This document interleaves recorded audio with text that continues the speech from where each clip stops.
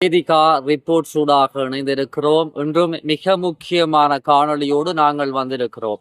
எங்களுடைய சேனலுக்கு புதிதாக வருகிறவர்கள் முதலில் சப்ஸ்கிரைப் செய்து கொள்ளுங்கள். நாங்கள் பதிவிடுகின்ற இது போன்ற முக்கியமான விடயங்கள் காணொளிகளாக உடனுக்குடன் உங்களை வந்து சேரும்.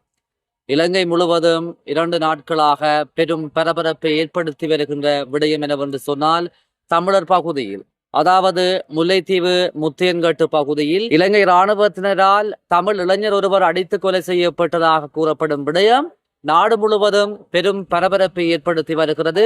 இது இலங்கை மட்டுமன்றி சர்வதேச அளவிலும் பலத்த கண்டனங்கள் எழுந்திருக்கிறது. இது தொடர்பாகத்தான் விரிவாக இந்த காணொளியில் பார்க்க போகிறோம். ஆனால் இலங்கை இராணுவத்தினர் மீது தமிழ் அரசியல்வாதிகள், தமிழ் மக்கள், அதாவது கொலை செய்யப்பட்ட இளைஞரின் உறவினர்கள் முன்வைக்கப்படும் குற்றச்சாட்டிற்கு பதிலாக இலங்கை இராணுவம் ஒரு மறுப்பு அறிக்கையையும் வெளியிட்டிருக்கிறது. இரவு சரியாக 10 மணியளவில் இராணுவம் தங்களுக்கு தொலைபேசி ஊடாக அழைத்து இராணுவ முகாமிற்குள் தகரம் இருப்பதாகவும் அதை பெற்று செல்லுமாறும் தெரிவித்ததாக கூறி 5 இளைஞர்கள், அந்த பகுதியில் வசிக்கும் 5 இளைஞர்கள் இரவு 10 மணிக்கு பின்பு அந்த இராணுவ முகாமிற்குள் உள்நுழைந்திருக்கிறார்கள். இதன் போதுதான் அவர்களுடைய வருகையை கண்ட இராணுவத்தினர் அவர்களை கைது செய்ய முயன்றிருக்கிறார்கள். அப்போது தாக்குதல் மேற்கொள்ளப்பட்டது. ஏனைய 4 பேரும் தப்பித்து ஓடியிருக்கிறார்கள். அதில் ஒருவர் இராணுவத்தினருடைய தாக்குதலுக்கு இலக்காகி மிக மோசமாக தாக்கப்பட்டு அடித்து கொலை செய்யப்பட்டு குளத்தில் வீசப்பட்டதாக உறவினர்களால் குற்றச்சாட்டு எழுப்பப்பட்டு வருகிறது. இது தொடர்பாக தமிழ் நாடாளுமன்ற உறுப்பினர்கள் கடும் கண்டனங்களை வெளியிட்டு வருகிறார்கள். இலங்கை இராணுவம் இது தொடர்பாக ஒரு அறிக்கையை வெளியிட்டிருக்கிறது. முல்லைத்தீவு முத்தியன்கட்டு பகுதியில் இலங்கை இராணுவம் அடித்து கொலை செய்யப்பட்டதாக கூறப்படும் விடயத்தை இலங்கை இராணுவம் தற்போது மறுத்திருக்கிறது. இந்த உயிரிழப்புக்கும் இலங்கை இராணுவத்திற்கும் எந்த விதமான தொடர்பும் இல்லை என்று இலங்கை இராணுவம் தற்போது அறிவித்திருக்கிறது. தமிழிளைஞர்கள் முகாமிற்குள் அழைக்கப்பட்டு 20க்கும் மேற்பட்ட இராணுவத்தினரால் தாக்கப்பட்டதாக உறவினர்கள் குற்றச்சாட்டு முன்வைத்திருந்தார்கள். இதனையும் இலங்கை இராணுவம் மறுத்திருக்கிறது. இதில் ஒருவரான இந்த இராணுவ முகாமிற்குள் நுழைந்த பிரதான நபரான 32 வயதுடைய கபில்ராஜ் என்பவர் காணாமல் போயிருந்த நிலையில் முத்தியன்கட்டு குளத்திலிருந்து சடலமாக உறவினர்களால் மீட்கப்பட்டிருந்தார். இது தொடர்பாக தென்னிலங்கை ஊடகம் ஒன்று இராணுவ பேச்சாளரை தொடர்பு கொண்டு சம்பவம் தொடர்பாக வினவியிருந்தது. இதற்கு பதிலளித்த இராணுவ ஊடக பேச்சாளர் இந்த சம்பவம் இராணுவ முகாமிற்கு வெளியே நடந்ததாகவும் இது தொடர்பாக இராணுவத்திற்கும் இந்த சம்பவத்துக்கும் எந்த விதமான தொடர்பும் இல்லை என்று இராணுவ ஊடக பேச்சாளர் தெரிவித்துள்ளார். இரவு 10 மணிக்கு பின்பு 4 சட்டவிரோதமாக எந்த அனுமதியுமின்றி இராணுவ முகாமிற்குள் நுழைந்ததாகவும் அதில் ஒருவரை கைது செய்து பின்னர் கடும் எச்சரிக்கையுடன் உறவினரிடம் ஒப்படைத்ததாகவும் இராணுவ ஊடக பேச்சாளர் தெரிவித்துள்ளார். தொடர்பாக முத்தியன்கட்டு காவல்துறையினர் விசாரணை நடத்தி வருகின்ற நிலையில் 6 இராணுவத்தினர் அந்த இராணுவ முகாமில் இருந்து கைது செய்யப்பட்டு 3 இராணுவத்தினர் நீதிமன்றத்தில் முற்படுத்தப்பட்ட வேளை அவர்களை எதிர்வரும் 19ஆம் தேதி வரை நீதிவான் விளக்கமறியலில் வைக்குமாறு உத்தரவிட்டிருக்கிறார். தற்போது உயிரிழந்த நபரினுடைய உடலம் யாழ் போதனா வைத்தியசாலைக்கு கொண்டு வரப்பட்டு அங்கே உடற்கூற்று பரிசோதனை தற்போது நடைபெற்று வருகிறது.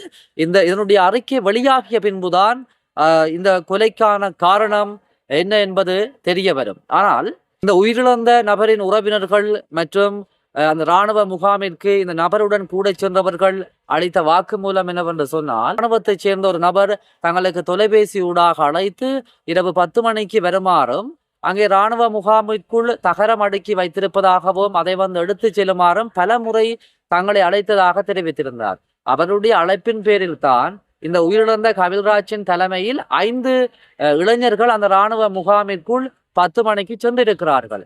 இதன் போதுதான் இந்த சம்பவம் இடம்பெற்றிருக்கிறது. நாலாபுரமும் வருகை இருந்த இராணுவத்தினர் பொட்டன்களால் மிக மூர்க்கத்தனமாக தாக்கியிருக்கிறார்கள். இதில் இளைஞர்கள் தங்களை காப்பாற்றிக் கொள்வதற்காக சிதறி ஓடியிருக்கிறார்கள். அதில் ஒரு இளைஞர் கைது செய்யப்பட்டு மிக மோசமாக தாக்கப்பட்டு உறவினர்களிடம் ஒப்படைக்கப்பட்டார். இந்த கபில்ராஜின் பிரதான நபர்தான் தற்போது சடலமாக மீட்கப்பட்டிருக்கிறார். அவருடைய உடம்பில் அடிகாயங்கள் இருப்பதாகவும் அவருடன் கூட சென்றவர்கள் இராணுவங்களை மோசமாக தாக்கியதாகவும் வாக்குமூலம் அளித்திருக்கிறார்கள். ஆனால் இராணுவ ஊடக பேச்சாளர் தெரிவித்த விடயம் என்னவென்று சொன்னால், இந்த சம்பவத்திற்கும் இராணுவத்திற்கும் எந்த விதமான தொடர்பும் இல்லை. இராணுவத்தினர் தங்களை முகாமிற்குள் வருமாறு கூறி தாங்கள் வந்ததாக அவர்களுடைய உறவினர்களும் இந்த இராணுவ முகாமிற்குள் தாங்கள் சென்றதாக கூறும் நபர்களும் ஊடகங்களுக்கு கருத்து தெரிவிக்கிறார்கள். இந்த இராணுவ முகாமிற்கு ஒரு இராணுவ அதிகாரி இருக்கிறார். இராணுவ முகாமிற்குள் அனுமதியின்றி பொதுமக்கள் நுழைவது ஒரு சட்டவிரோதமான செயலாகும். இவ்வாறு இருக்கும்போது 10 மணி, அதாவது இரவு 10 மணிக்கு எந்தவித அனுமதியின்றி இராணுவம் தங்களை அழைத்ததாக கூறி இவர்கள் இவர்கள் இராணுவ முகாமிற்குள் உள்நுழைய முயன்றிருக்கிறார்கள். இதன்போதுதான் இந்த சம்பவம் வெளியில் நடைபெற்றது. இவர்கள் எந்த ஒரு அனுமதியும் இல்லாமல் எதற்காக இராணுவ முகாமிற்குள் நுழைய முற்பட்டார்கள். ஆகவே இராணுவ முகாமிற்குள் நுழைய முற்பட்ட இவர்களை இராணுவம் பின்தொடர்ந்தது. ஆகவே இந்த கொலைக்கும் கொலை செய்யப்பட்டதாக கூறப்படும் நபருக்கும் இராணுவத்தினருக்கும் எந்த விதமான தொடர்பும் இல்லை என்று இராணுவ ஊடக பேச்சாளர் தெரிவித்திருக்கிறார். உண்மையிலேயே இது இராணுவம் தான் கொலை செய்தது, இராணுவம் தான் எங்களை அழைத்தது என்று சொல்லி உயிரிழந்த நபரின் உறவினர்களும் அந்த இராணுவ முகாமிற்கு சென்ற ஏனையவர்களும் வாக்குமூலம் அளித்திருக்கிறார்கள். இது இலங்கையில் ஒரு முக்கியமான விடயமாகவும் ஒரு பரபரப்பாகவும் பேசப்பட்டு வருகிறது. தமிழர்கள் மீது இலங்கை அரச படைகளின் அட்டூழியங்கள், அடாவடித்தனங்கள் தொடர்கின்றது. ஆகவேதான் நாங்கள் கூறுகிறோம், வடகிழக்கில் இருந்து இராணுவத்தை அகற்றுங்கள். ஒரு குடிமகனுக்கு 2 இராணுவம் சகிதம் இந்த வடகிழக்கில் நிலை கொண்டிருக்கிறார்கள். இவர்கள் 2009ஆம் ஆண்டு முள்ளிவாய்க்காலில் இன வெறியுடன் இனப்படுகொலை எவ்வாறு செய்தார்களோ அதனைத்தான் தற்போதும் நிரூபித்து வருகிறார்கள். இவர்கள் ஒருபோதும் அந்த 2009ஆம் ஆண்டு இனவெறி இனப்படுகொலையிலிருந்து அவர்கள் தங்களை இன்னும் மாற்றவில்லை.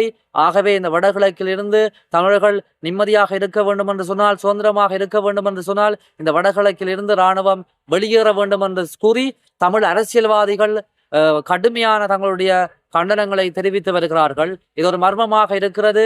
இராணுவம் மறுக்கிறது. உறவினர்கள் இராணுவம் தான் கொலை செய்தது என்று கூறுகிறார்கள். பலமாக தாக்கியதாக கூறுகிறார்கள். தற்போது உடலம் பிரேத பரிசோதனைக்கு உட்படுத்தப்பட்டிருக்கிறது. இந்த உடற்கூற்றாய்வு அறிக்கை வந்ததன் பிறகுதான் மேலதிக தகவல்கள் தெரிய வரும்.